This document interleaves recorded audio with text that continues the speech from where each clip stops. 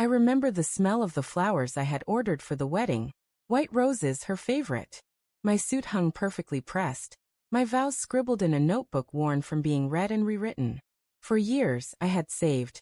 Every late night overtime, every skipped luxury, tucked into one account for the most important day of our lives. But days before our wedding, my fiancée disappeared. At first I thought, nerves. Maybe she needed a moment to breathe. But as hours turned into days, my calls went straight to voicemail. My messages sat unread. Our joint bank account, where I'd funneled every dream, was drained. Every cent. I lay awake that night, staring at the ceiling, wondering what kind of person could walk away from love like it had been nothing but a costume to wear until it became inconvenient. And a darker suspicion began whispering the truth I didn't want to face. When the shock dulled, memory started working against me. I remembered her sudden secretive habits. Closing her laptop when I walked into the room, claiming late nights at work, but coming home without exhaustion in her eyes. Her best friend, usually warm and talkative, suddenly couldn't look me in the eye in the weeks before the wedding.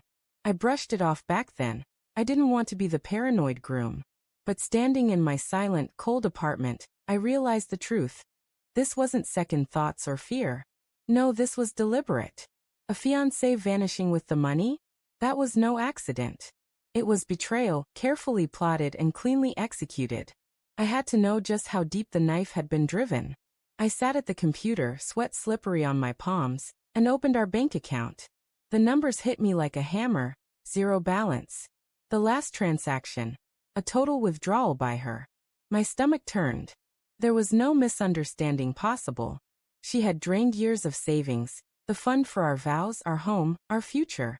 I confided in my best friend, hoping for comfort. Instead, his words tore away my denial. If she emptied the account, man, she isn't coming back. That reality clawed at me. It wasn't just abandonment. I had been stripped of dignity, love, and trust in one cruel stroke. But as pain gave way to dawning fury, I realized something. If she thought she could vanish without consequence, she was going to be proven dead wrong. Fueled with anger, I dug deeper. I called her office. The receptionist casually told me she'd quit weeks ago. Social media? Vanished, profile wiped clean like she'd never existed. Digging further, whispers reached me. She'd been seen around town with another man, laughing carefree while I sat in torment. My chest burned with rage. If I didn't find the truth, I would drown in paranoia. So, I brought in a private investigator. Within days, I held photographs in my shaking hands.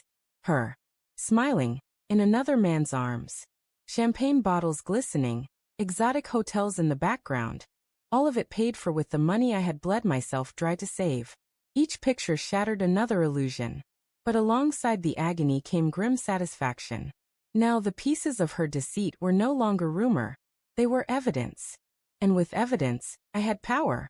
At first, revenge consumed me in fantasy. I thought about confronting her in person, screaming, demanding she return every stolen cent. But then clarity struck. Why give her that satisfaction? Why let her hear the sound of my broken voice? Instead, I sharpened my revenge like a blade. I gathered the photos, the bank statements, the lies documented in black and white. And then I wrote one single text. Not to her, but to her mother. Congratulations on your daughter's honeymoon. Shame the groom wasn't invited. I attached every shred of evidence. Every photo. Every receipt. Every proof of betrayal. It wasn't just about exposing her. It was about stripping away the shield of excuses and lies she used to cloak herself. Sending it wasn't weakness, it was power. She had stolen my money, but I had stolen her ability to keep the truth hidden. The explosion was instant.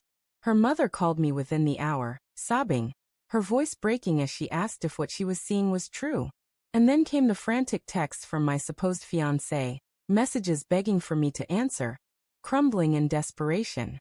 Finally, she called. Weak. Panicked. Her voice trembled, trying to hold itself together with excuses. I was overwhelmed. I needed time. The money, it wasn't like that. We were just taking a break.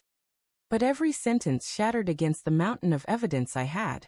Calmly, I listed it all back to her. The withdrawals, the photographs, the lies about her late nights, the resignation from work long before she vanished. She stammered, denied, then stuttered into silence. I didn't yell. I didn't cry. I spoke with icy calm. The kind that comes when all illusions are burned away, and all that's left is clarity. Her sobs cracked on the line. In that moment, she finally realized she wasn't the thief in control anymore. She was the one cornered, exposed before everyone who mattered. Within days, her family cut contact with her. The same relatives who were excitedly RSVPing to our wedding now looked at her with shame. Friends whispered, disgust replacing admiration. She thought she'd escaped into paradise with another man. But paradise turned into scandal, her reputation crumbling as fast as the lies she told. Meanwhile, I didn't chase. I didn't beg. I let the wreckage speak for itself. My life had been blown apart, yes, but the dignity she had tried to steal burned brighter than ever.